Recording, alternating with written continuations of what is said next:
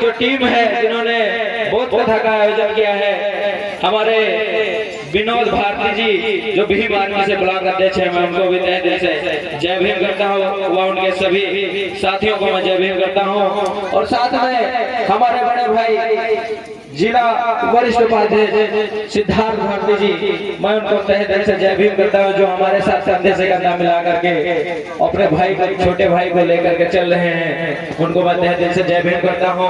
और साथ में आए हुए हमारे साथी देवेश गौतम जी और अमित गौतम जी जो एडवोकेट हैं और निघासन कोर्ट में भी बैठते हैं, हमारे समाज की लोगों की हेल्प भी करते हैं, उनकी समस्याओं का समाधान भी करते हैं।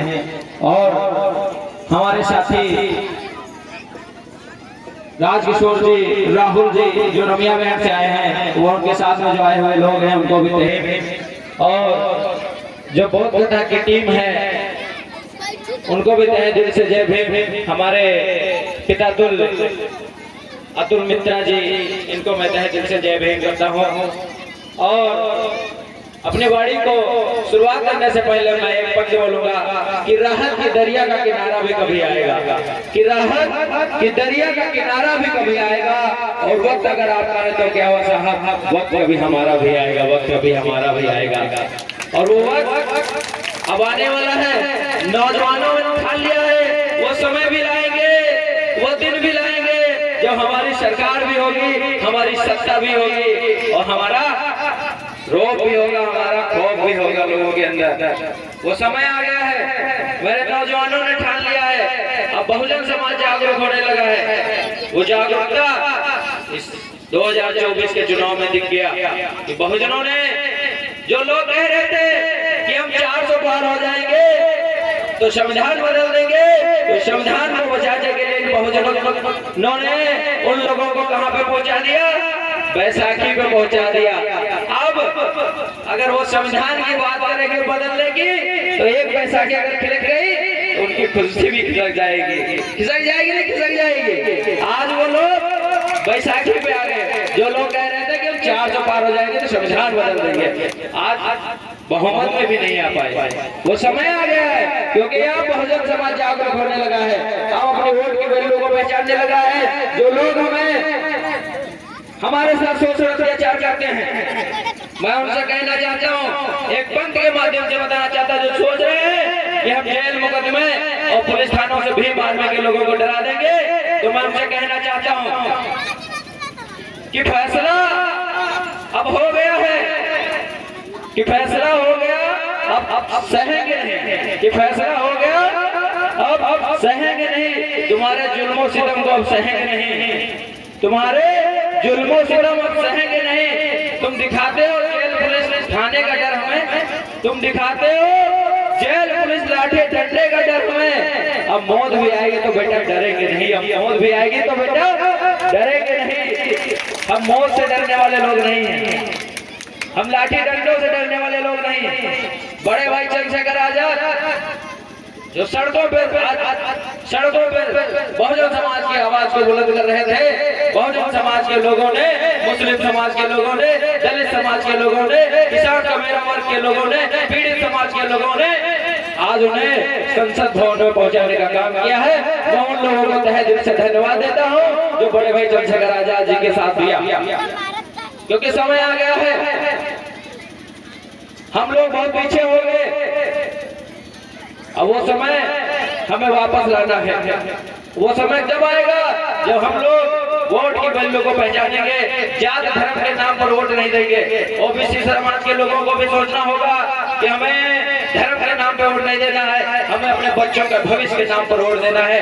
आज ये सरकार जो भी परीक्षाएं आती हैं उनके पेपर लीक हो जाते हैं, हमारे नौजवानों के भविष्य के साथ खिलवाड़ कर रहे हैं। कहीं यूपी पुलिस का पेपर लीक हो जा रहा है, तो आरओ का पेपर लीक हो जा रहा है। हमारे बहुजन समाज के नौजवानों के साथ, इस देश के नौजवानों के साथ ये खिलवाड़ किया जा रहा है, क्योंकि उनको पता है कि इनको नौकरी दे देंगे, इनको अच्छी शिक्षा दे देंगे, तो इनके घर की जो दुर्दशा है वो बहुत अच्छी हो जाएगी, और ये लोग इस सरकार के खिलाफ आवाज बुलंद करने लगेंगे। जब ये सरकार के खिलाफ आवाज बुलंद करने लगेंगे हमारी सरकारें हिलने लगेंगी, वो सरकारों को हम मिलाकर रहेंगे। अब 2027 के चुनाव में हम दिखा कर रहेंगे इस देश का, इस प्रदेश का मुख्यमंत्री हमारा बड़े भाई चंद्रशेखर आजाद बनेगा।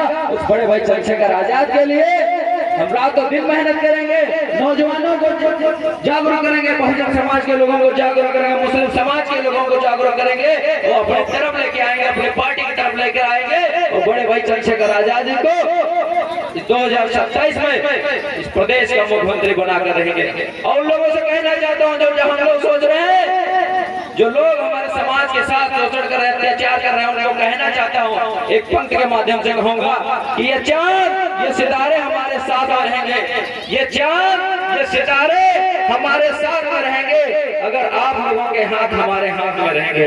ये चांद ये सितारे हमारे साथ में रहेंगे अगर आप लोगों के हाथ हमारे हाथ में रहेंगे।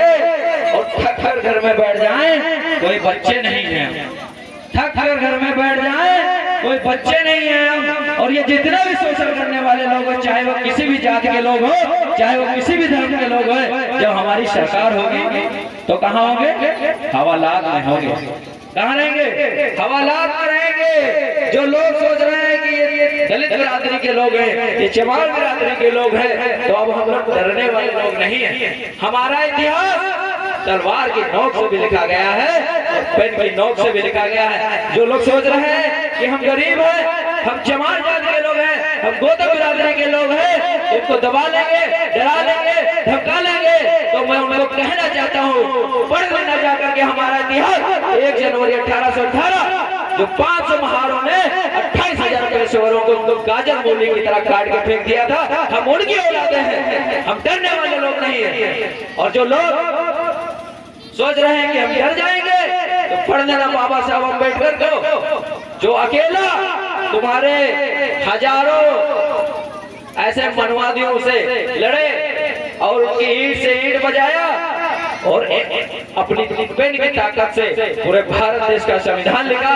इस संविधान को बदलने के लिए बड़ी साजिशें करी जा रही है, संविधान को बदलने की कोशिश की जा रही है, क्योंकि उन्हें पता है जब तक ये संविधान है इस समाज को हम लोग कुछ कर नहीं पाएंगे। क्योंकि संविधान ने हमें वो ताकत दी है, बाबा साहब अम्बेडकर ने जो हमें ताकत दी है, उस ताकत के बदौलत से आज हम लोग कुर्सियों पर बैठे हैं, आज अच्छी गाड़ियों में घूम रहे हैं। आज अगर हमारे पॉकेट में जो रुपया है वो बाबा साहब के खून के रुपया है, उन्होंने अपने 4 बच्चे कुर्बान किए हम समाज के लिए, हम लोगों के लिए।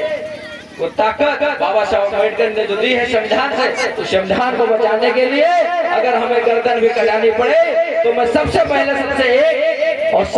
नंबर 1 पे आऊंगा और अपने गर्दन को भी कटवा दूंगा, लेकिन उस संविधान को बचाऊंगा। उसके लिए अगर मुझे गर्दन काटनी पड़े तो मैं काटूंगा भी और कटवाना पड़ा था कटवाऊंगा भी। क्या मेरे बहुजन समाज के लोगों, संविधान को बदलने के लिए अगर तुम्हें तलवार उठानी पड़े तो क्या तलवार नहीं उठाओगे?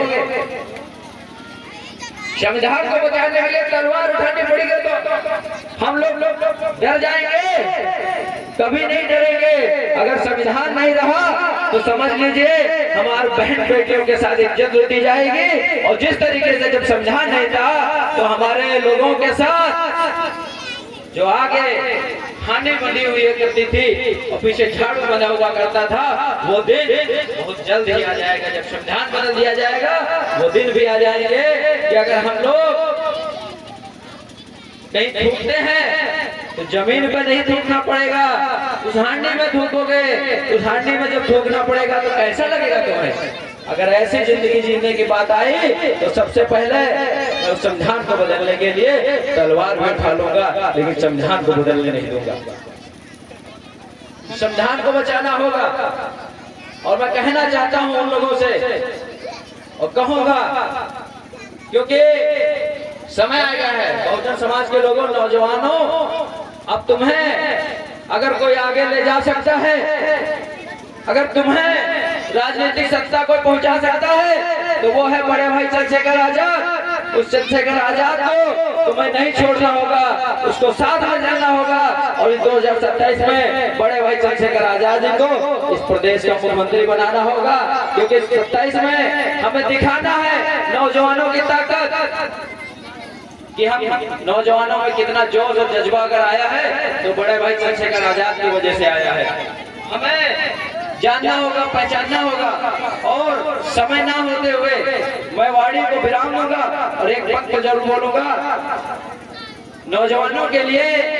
जो नौजवान आज बड़ा शांत बैठे हुए हैं, बड़ा पछता रहे हैं, बड़ा सोच रहे, विचार रहे हैं, वो समझ नहीं पा रहे हमें कहाँ जाना चाहिए, तो मैं उनसे कहना चाहता हूँ कि बीता हुआ कल आज नहीं होता, बीता हुआ कल आज नहीं होता और सबसे ऊंचा उड़ने वाला पक्षी बाज नहीं होता। कि बीता हुआ कल आज नहीं होता और सबसे ऊंचे उड़ने वाली पक्षी बाज नहीं होता। और जिस कौम के नौजवान संघर्ष नहीं करते, जिस कौम के नौजवान संघर्ष नहीं करते, उस कौम के सर पे कभी ताज नहीं होता, उस कौम के सर पे कभी ताज नहीं होता। मेरे नौजवान साथियों, आपको इस बात को ध्यान रखना होगा, इस संघर्ष की बदौलत ही अगर हमारे सर पे ताज आएगा तो हमें संघर्ष करना होगा। और आज जो सड़कों पे आवाज गूंजती थी वो आवाज इस 2024 में संसद भवन में गूंजेगी। वो गूंजेगा कौन? बड़े भाई चंद्रशेखर आजाद। इसी के साथ मैं अपनी वाणी को विराम देता हूँ। जय भीम, जय भारत, जय संविधान, जय भीम आर्मी।